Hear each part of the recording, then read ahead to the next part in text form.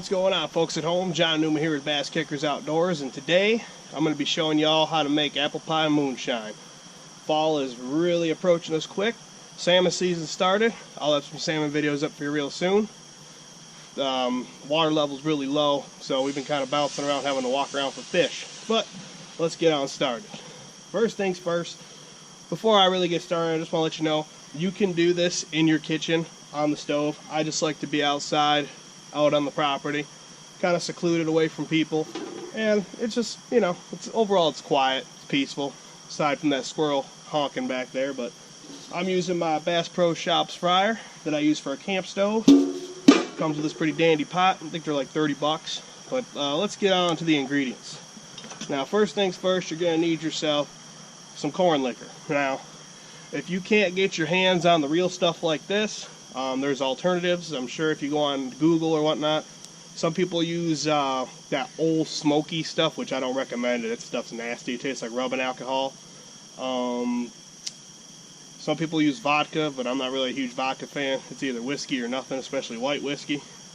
Or a lot of people, if you can find it in your state, because a lot of states it's illegal. I think that Everclear stuff, it's some like fake grain alcohol. I don't know, I heard it smells like rubbing alcohol and tastes like shit, but to each his own. But if you can get yourself a bottle of the real stuff, you're good to go. But the batch I'm going to be making, you're only going to need about six pints, which is about, that's what I measured out in here from this stuff. I don't know if you can see it real well, but it's some good stuff. It's probably about 140 proof. Perfect drinking liquor. You're going to need a bottle of apple cider, a bottle of apple juice, which these are 2 quarts a piece. If you're making a small batch like I am, if you want to make a bigger batch, you can get the gallon ones or half-gallon ones. You're going to need some cinnamon sticks. And for the batch that I'm using, which are the 2-quart portions of the apple cider, the apple juice, and the 6 pints of corn liquor, you're going to need a cup of brown sugar and a cup of regular white grain sugar. Now, if you do the bigger batch, which is stepping up the sizes of the apple juice, the apple cider, and the corn liquor, or whatever you're going to use, then you would need 2 cups of this. Alright, so let's get ourselves started. First things first, you're going to want to get your stove going. Like I said, you can use your stove at home. You don't necessarily have to use a stove like this, but like I said, I like to be outside. Alright, stove's going. Okay, so let's get ourselves started. Give her a good shake.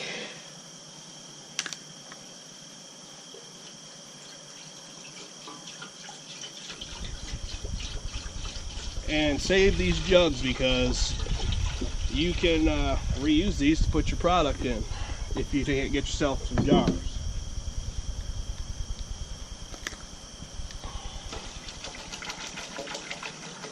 Tell you what though, this stuff, if you cook it inside your house, your whole house smells like just straight apple cinnamon. It's so good. Oh, and I forgot to mention, I like to slice up some apples and put them in there to kind of cook in there with it. When you're done, you can put it in your jars, like a slice or 2 in your jars of your finished product. It's kind of like, picture it like Wapatula, but with moonshine. When you're done drinking your stuff, just chew on the apples. It'll give you a nice little pinch. Now, we're not going to add this just yet. That's going to be later. I like to put my cinnamon sticks in there, so you just want to grab a couple. Because you want to use cinnamon sticks. You don't want to use ground cinnamon, because what happens is the ground cinnamon just kind of sits on the bottom of the pan, and even when you're done cooking everything up, it just, I don't know, I just don't like it. It kind of leaves it in the bottom of the jars and stuff, and it's just not good. So definitely don't do that. So while we're waiting to get that, I'll start cutting up my apple. So this is definitely something fun that you can do at home with your friends, your family. I've been making this stuff for a long time. Definitely easier with a cutting board. Don't recommend using your knee as a cutting board. I just want to get some nice good chunks in there.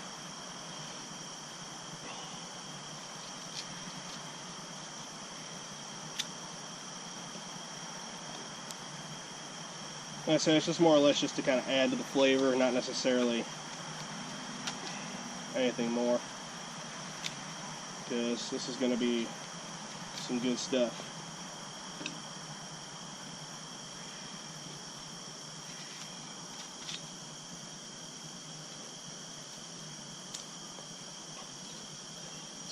But what you're going to want to do is you're going to want to get this to a boil. And once it gets to a boil, that's when you start adding your sugar. But I like to add my sugar in a little early and start spinning it in there with while it's cooking. And you're just constantly stirring it. But like I said, I want to get my little stew here going. Oop. Forgot to take the sticker off. Don't want cooked plastic in there.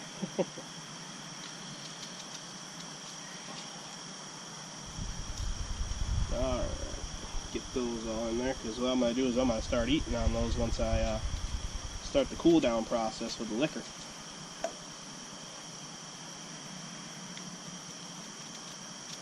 Like I say, you don't have to do this with the apples, I just kind of like to. And that gives you a good snack too. Get the sugar all nice and shaken up. Now, you're going to want yourself a wooden spoon and a whisk, because you're going to want to keep stirring that as it cooks.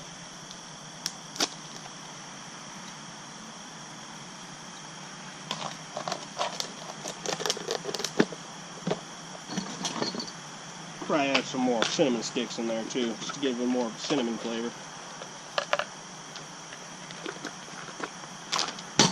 Alright, now comes the fun part. You sit here and stir it.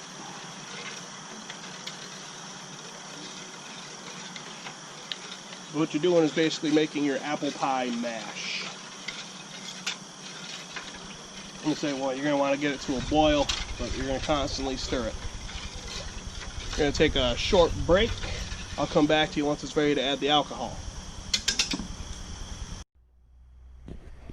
Alright, so we are starting the cooling process now. We got up to a boil. It took about 15 minutes. But this is what your product's going to look like right now without the liquor, but it's going to look the same. I said, while it's boiling, once you get it to a boil, but even still, while you're waiting to get it to a boil, you want to constantly stir it. You want to make sure all of it's mixed in. You want to make sure all the flavor, the sugars, cider, the juice, apples, all of your stuff is all mixed in perfectly, because you want to get that very nice bold apple flavor with that nice sweet cinnamon flavor too. Alright. So we're going to let this cool off for a little bit, because you want it to be at least room temperature or less. There we go. Before you add your liquor.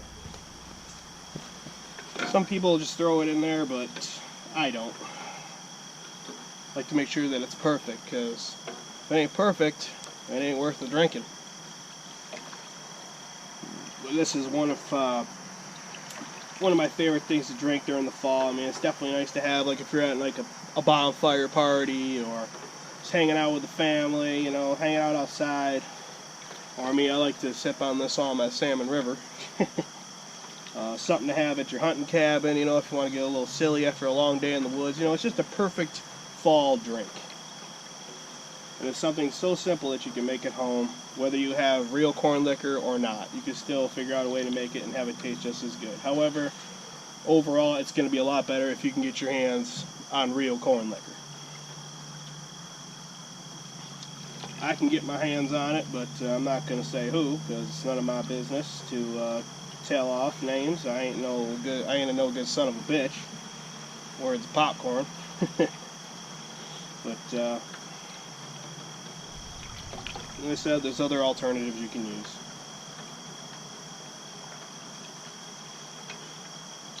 Definitely, us mountain folk people, we like this stuff. Whew. Well, while we wait for this, might as well take a taste. Let's see here.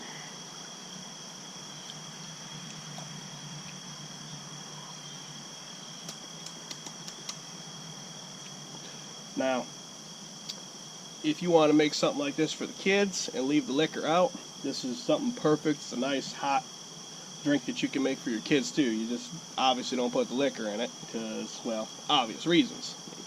I ain't trying to tell you what to do, but either way, without the liquor, this is even still, it's like a real bold hot cider. Hell, I could just drink this like this. Now, if you really want to get test, I'm going to cheat a little bit here. Get some of my Adirondack special stuff here. Add a little bit of that. Just got to be careful. Don't spill it, because what's left there of the stuff, because I've drank some of it already, is expensive. Can't find good stuff no more. When you can, you're going to pay for it. Add a little bit of this to it.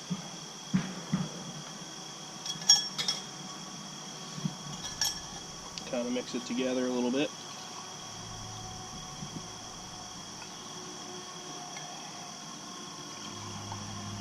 Let's take a taste.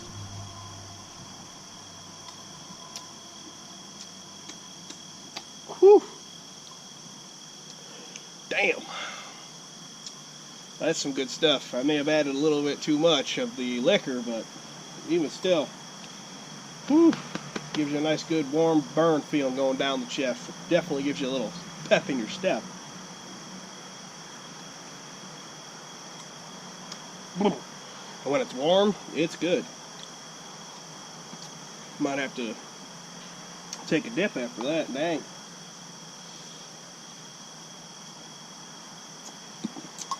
It's good to test your stuff too, because before you get your final product, you definitely want to make sure that you got enough product in there. You kind of gradually add it if it's not the sweetness that you want or to the cut that you want. And by cut, I mean, say it's too strong of a liquor taste and doesn't have enough apple, you can add more of the ingredients, you know, the cider, the juice, and such. But you do it gradually. You don't just add it all in at once, because then it could just taste really bad, and you don't want that. Stir this up a little more. It's about ready to add the liquor, because once you add the liquor, once this is down to room temperature, you're going to want to do the same thing for a little bit. Just kind of stir it. Just keep stirring it. Make sure you get all the flavor in there with it, because that's the key. You want this to be good. If you know how to make this properly, it can be strong and have literally no burn whatsoever, and it can be dangerous, because you can sit there and suck down a pint jar of that, and the next thing you know, you got four-wheel drive and you're crawling across the backyard like you're an old lady that dropped their glasses.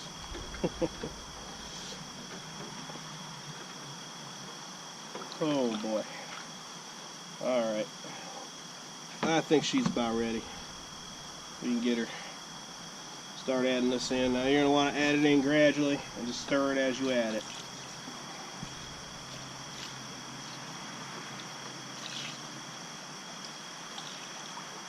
There you go.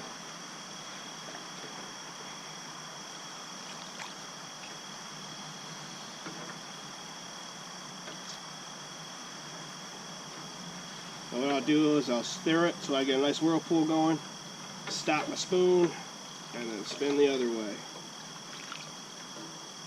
That's how you get a good stir in with this stuff, man.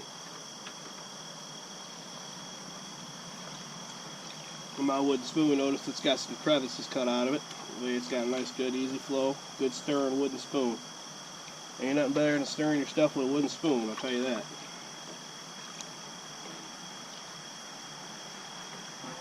Yes, sir. And if you let this sit for a little bit and let them apples take, you can just pick the apples right out of there and get a nice good bite out of that. You can cut yourself a little buzz off the apples. I don't know how well that works with using like some of the liquor store products, but if you got the real stuff like I got in here, then give her some time, you'll bite into those apples and you'll get yourself a nice little upstart, like a little oomph. Alright, let's give ourselves a little taste, see how she is.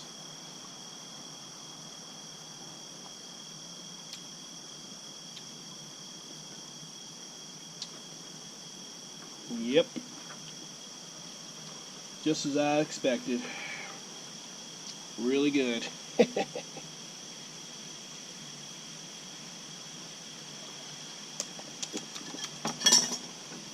real good. Once this cools off completely, it's just really good. Now there's a lot of people that'll say, oh, you gotta wait for it to cool down all the way before you add the liquor, and you gotta do this, you gotta do that, but honestly, you really don't.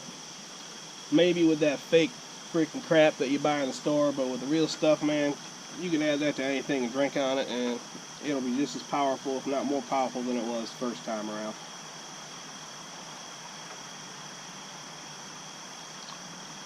Yes, sir. See how this apple tastes here. Mm-hmm.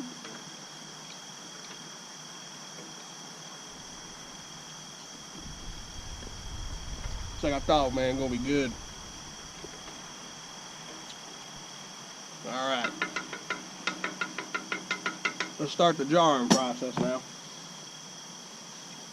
Might as well reuse this jar that we brought stuff in with.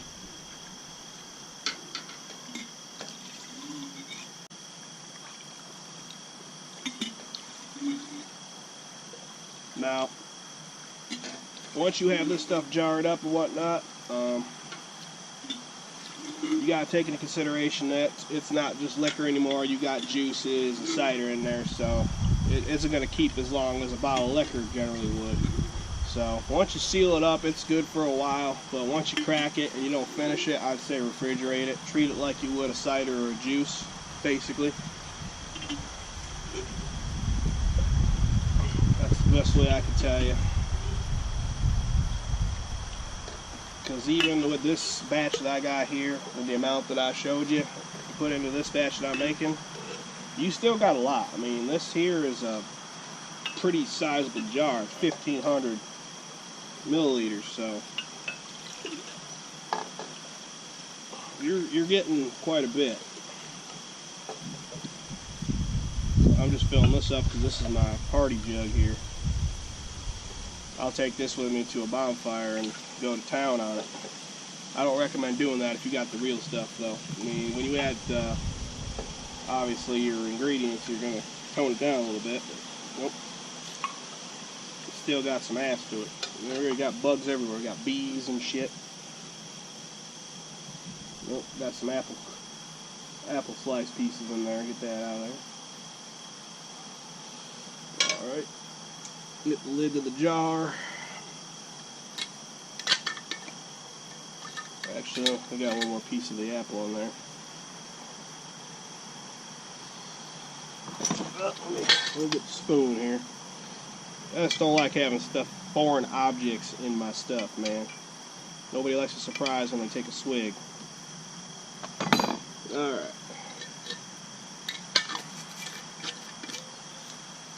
And there's your first jar.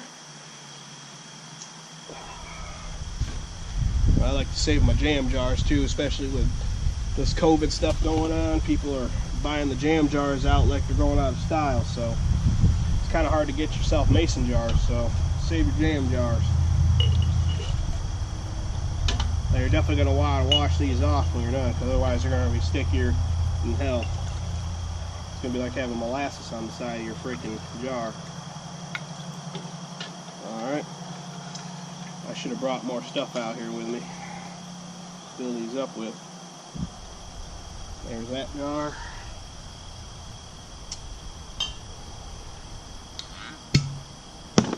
Alright.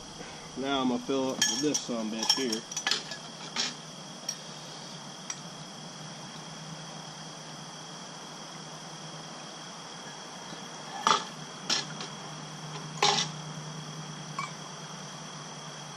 We're gonna wash these bottles and jars off real good. Ordinarily, you'd have yourself a setup with a bunch of jars and whatnot, but I didn't bring them over here with me. They're back at the back inside the shed. If I was up in my camp, I would have been more prepared, but what do you expect? Yes, sir. Figure liquor itself was about 140 proof before I added it to this, so with the mix here. I'd say it's probably around, figure probably 120, 115, 120. Oh, you're being an asshole. Oh, made a little too much there. Drop it down a little bit. There we go. Perfection. And the rest, honestly, I'm just going to throw it in here.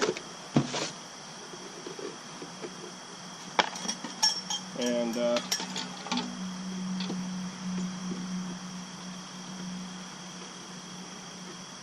I'm going to eat all these apples out of there too. Start with.